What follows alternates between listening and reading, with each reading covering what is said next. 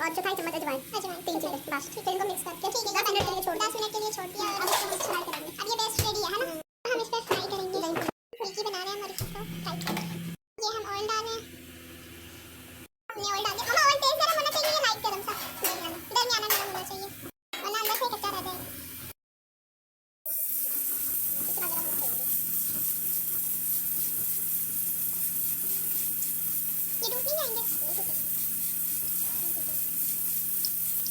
ये हो रहे हैं। आप लोग जाके मत करो।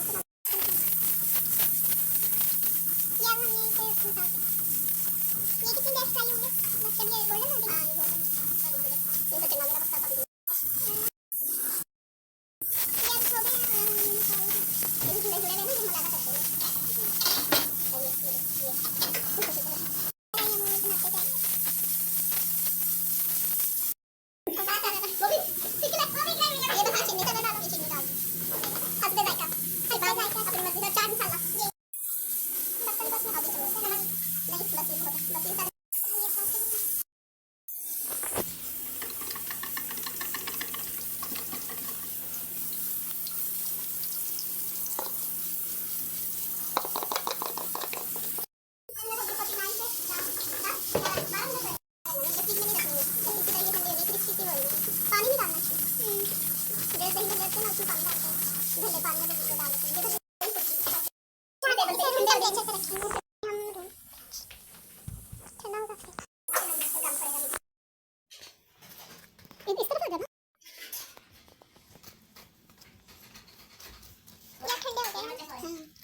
थोड़ी देर इसमें रहेंगे।